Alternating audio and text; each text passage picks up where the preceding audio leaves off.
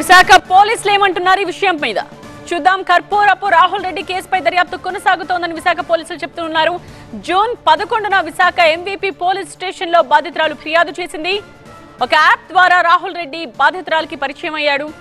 అది కాస్త ప్రేమగా మారింది. ఆ తర్వాత ఇద్దరు బాగా దగ్గరయ్యారు. చివరకు రాహుల్ రెడ్డి పెళ్లికి నిరాకరించడంతో తనకు న్యాయం చేయాలంటూ బాధితురాలు ఫిర్యాదు చేసిందని చెప్తున్నారు ఏసీపీ అంబేద్కర్. ఈ కేసులో తమ దర్యాప్తు కొనసాగుతోందని చెప్తున్నారు. జూన్ 11, 2026 నాడు ఎంవీపీ పోలీస్ స్టేషన్లో తనకి గత సంవత్సరం జూలై 2025లో బంబుల్ యాప్ ద్వారా కర్పూరపు రాహుల్ రెడ్డి అని అతను శతందార్లో నివసిస్తున్నట్లు, అతని యొక్క స్వస్థలం నెల్లూరు అయినట్లు, విశాఖపట్నం ద్వారకా నగర్లో టెక్సాస్ ఐటీ సొల్యూషన్స్లో పనిచేస్తున్నట్టు, అనంతరం వారిద్దరూ ప్రేమించుకున్నట్లు, అతను ఈవిడిని పెళ్లి చేసుకుంటానని చెప్పడంతో శారీరకంగా కూడా కలిసినట్లు, తర్వాత పెళ్లి చేసుకోకపోవడంతో ఆవిడ కర్పూరపు రాహుల్ రెడ్డి మరికొంతమంది మీద రిపోర్ట్ చేయడం జరిగింది. ఎంవీపీ పోలీస్ స్టేషన్లో కేసు అది రిజిస్టర్ చేసి కొన్ని రోజులు దర్యాప్తు చేసి ఈ మధ్యనే ఆ కేసును మా స్టేషన్కి ట్రాన్స్ఫర్ చేయడం జరిగింది. ప్రస్తుతం ఆ కేసులో నేను దర్యాప్తు చేస్తున్నానండి.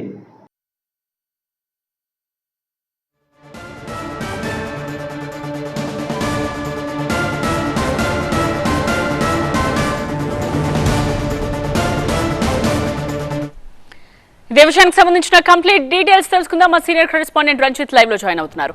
రంజిత్, రాహుల్ సిప్లిగంజ్ ఈ విషయం మీద మీరు కాంటాక్ట్ అవుతే ఏమని చెప్తూ ఉన్నారు? అండ్ అలాగే మొత్తం 11 మందిపై ఎఫ్ఐఆర్ నమోదైందని చెప్తున్నారు. ఎవరెవరు ఉన్నారు లిస్ట్ లో? అంటే ఈ కేసు నమోదైన తర్వాత రాహుల్ సిప్లిగంజ్ దీనిపై మాట్లాడడానికి ఇష్టపడని పరిస్థితి ఉంది. మనం నిన్న రాహుల్ సిప్లిగంజ్తో మాట్లాడితే కూడా తను ఇప్పుడు ఈ విషయంపై ఎలాంటి వ్యాఖ్యలు చేయదలుచుకోలేదన్నటువంటి విషయాన్ని చెప్పి అతను కాల్ కట్ చేశాడు. సో ఇప్పుడు రాహుల్ సిప్లిగంజ్కి వైజాగ్ పోలీసులు కూడా నోటీసులు జారీ చేశారు.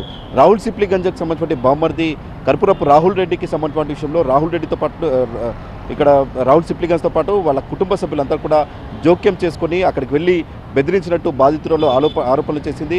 ఎప్పుడైతే మొదట యాప్ ద్వారా పరిచయమైన తర్వాత అది ప్రేమగా మారడం కావచ్చు, ఆ తర్వాత ఇద్దరు కూడా తనకి సంబంధించి అక్కడ చాలా క్లోజ్గా మూవ్ అవుతున్నటువంటి క్రమంలో కూడా ఆ ఫోటోలను అడ్డు పెట్టుకుని తనను అనేక సార్లు బెదిరింపులకు పాల్పడ్డాడు. సో ఇదే క్రమంలో తనను తిరిగి మరోసారి ఈ రాహుల్ రెడ్డితో పాటు రాహుల్ సిప్లిగంజ్కి సంబంధించిన బంధువులంతా కూడా తమపై బెదిరింపులకు పాల్పడ్డారనేది కూడా బాధితురాలు ఎంబీపీ పోలీసులకు చేసిన ఫిర్యాదులో ఉంది. సో ఇక్కడ దానికి సంబంధించి తనను మొదటిసారి కలిసాక కూడా తను శారీరకంగా వాడుకున్నాడు. ఆ తర్వాత ప్రెగ్నెంట్ చేసిన తర్వాత అబార్షన్ కూడా చేయించాడు. దాని తర్వాత తిరిగి రెండోసారి కూడా తనను పెళ్లి చేసుకుంటానని మాయమాటలు చెప్పి రాహుల్ రెడ్డి తనను నమ్మించాడు.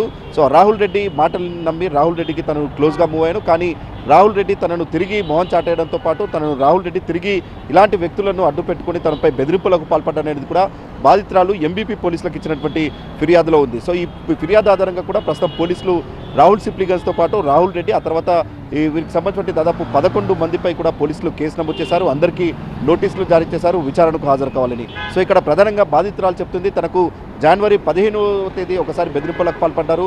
ఆ తర్వాత జూన్లో కూడా బెదిరింపులకు పాల్పడ్డారు. తను ఎప్పుడైతే తను పెళ్లి చేసుకోవాలని రాహుల్ రెడ్డిపై ఒత్తిడి తీసుకొస్తున్నానో అప్పుడే తనపై బెదిరింపులకు పాల్పడ్డారు. సో గతంలో క్లోజ్గా మూవ్ అయినటువంటి ఫోటోలను అడ్డు పెట్టుకుని తనను చంపేస్తానంటూ బెదిరింపులకు పాల్పడ్డారు. ఇందులో రాహుల్ రెడ్డి ఒకటే కాదు, రాహుల్ రెడ్డికి సంబంధించిన కుటుంబ సభ్యులు, ఆ తర్వాత రాహుల్ సిప్లిగంజ్ వీళ్ళందరికీ సంబంధించిన ప్రమేయాన్ని కూడా ఆమె ఫిర్యాదులో పేర్కొంది. తనను చంపేస్తాను, అలాగే అనేక రకాలుగా కూడా బెదిరింపులకు పాల్పడ్డారు. ఒకవేళ తిరిగి మీ మొత్తం కేసు ఇక్కడ కాంప్రమైజ్ కానట్టయితే కనుక తనతో దిగినటువంటి ఫొటోస్ కావచ్చు, ఆ తర్వాత వీడియోలన్నీ కూడా సోషల్ మీడియాలో పెడతామంటూ ఇలాంటి బెదిరింపులు కూడా తనపై పాల్పడ్డారనేది కూడా ప్రధానంగా బాధితురాలు తన ఫిర్యాదులో పేర్కొంది. సో ఆ ఫిర్యాదు ఆధారంగా కూడా ప్రస్తుతం పోలీసులు ఎంవీపీ పోలీసులు కేసు నమోదు చేసుకున్నారు. ఆ తర్వాత నోటీసులు జారీ చేశారు. ఈ కేసులో రాహుల్ రెడ్డి తో పాటు 11 మంది నిందితులందరికీ కూడా పోలీసులు నోటీసు జారీ చేసి విచారణకు హాజరు కావాలని చెప్పారు. మరోవైపు రాహుల్ రెడ్డికి కావచ్చు, ఆ తర్వాత ఇటు రాహుల్ సిప్లిగంజ్, ఆ తర్వాత మిగతా కేసు నమోదైనటువంటి న్యాయవాది గీత కావచ్చు, వీళ్ళందరికీ సంబంధించినటువంటి వర్షన్ వేరే ఉంది. ఇందులో ఒక అధికారికి సంబంధించిన ప్రమేయాన్ని వాళ్ళు ప్రధానంగా చెప్తున్నారు. ఒక అధికారికి సంబంధించిన విషయంలో తాము ఎప్పుడైతే రిట్ పిటిషన్ దాఖలు చేశామో అప్పటి నుంచి కూడా తమను పర్సనల్గా టార్గెట్ చేసి ఈ మొత్తం కూడా హనీ ట్రాప్ చేయించారు. ఇందులో రాహుల్ రెడ్డిని ఇందులో విక్టింగా వాళ్ళు చెప్తున్న పరిస్థితి ఉంది. సో ఈ మొత్తానికి సంబంధించిన విషయంలో ఇటు 11 మందిపై కేసు నమోదైన తర్వాత వీళ్ళంతా పోలీసులో ముందు విచారణకు హాజరు కావాల్సి ఉంటుంది. సో విచారణకు హాజరైన తర్వాత ఫర్దర్గా ఈ కేసు ఇన్వెస్టిగేషన్లో ఎవరి పాత్ర ఏంటనేది కూడా బయటపడే అవకాశం ఉంది. ఒకవైపు న్యాయవాది కావచ్చు, ఆ తర్వాత మిగతా ఇద్దరు మీడియా సంబంధించిన వ్యక్తులు కావచ్చు, ఆ తర్వాత రాహుల్ సిప్లిగంజ్ కావచ్చు, రాహుల్ సిప్లిగంజ్కి సంబంధించిన కుటుంబ సభ్యులు కావచ్చు.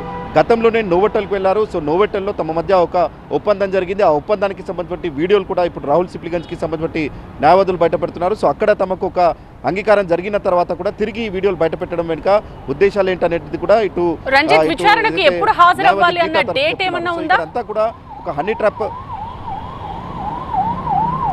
అంటే ఎంబీపీ పోలీసులు ఇచ్చినటువంటి నోటీసుల్లో వారం రోజుల్లోగా కూడా విచారణకు హాజరు కావాలనేది ఆ నోటీసులో పేర్కొన్నారు. సో ఇప్పుడు మనం రాహుల్ సిప్లిగంజ్ కావచ్చు, ఆ తర్వాత మిగతా న్యాయవాది ఈ కేసులో ఉన్నటువంటి మిగతా వ్యక్తులకి కాంటాక్ట్ అయ్యేటువంటి ప్రయత్నం చేస్తే ఖచ్చితంగా తమ కేసును ఎదుర్కొంటాం, ఇదంతా కూడా ఒక ఫాల్స్ కేసుగా వారు చెప్తున్నారు. కానీ ఇప్పుడు అనేక అభియోగాలను ఇప్పుడు ఏదైతే బాధితురాలు చేస్తుంది, ఇక్కడ తనను బెదిరించడం కావచ్చు, ఆ తర్వాత తనను ఇక్కడ సెక్సువల్గా ఎక్స్ప్లాయిట్ చేయడం కావచ్చు, ఆ తర్వాత తన కుటుంబ సభ్యుల్ని చంపేస్తానని బెదిరించడం. సో ఇవన్నీ కూడా తన వద్ద ఆధారాలు ఉన్నాయి. తను వేరే ప్రాంతాలకు తీసుకెళ్ళి అక్కడ ఏ రకంగా బిహేవ్ చేశారు, అక్కడ మాట్లాడేటువంటి సందర్భంలో ఎవరి పాత్ర ఏంటి, ఎవరు ఏ రకంగా బెదిరించారు, ఇలాంటి అంశాలన్నీ కూడా తన ఫిర్యాదులో బాధితురాలు పేర్కొంది. ఒకవైపు వీళ్ళు కూడా ఇది ఒక హనీ ట్రాప్గా చెప్తున్నారు కాబట్టి ఇప్పుడు మొదటిసారి వీళ్ళకి నోటీసులు జారీ చేశారు కాబట్టి వారం రోజుల్లోగా కూడా విచారణకు హాజరు కావాల్సి ఉంటుంది. ఫర్దర్ పోలీస్ ఇన్వెస్టిగేషన్లో ఎవరి రోల్ ఏంటి, ఎవరు ఏ రకంగా బాధితురాలు ఇబ్బంది పెట్టారన్నటువంటి అంశంలో కూడా ఫర్దర్గా పోలీసులు దర్యాప్తులో తేల్చే అవకాశం అయితే కనిపిస్తోంది. రైట్ రంజిత్.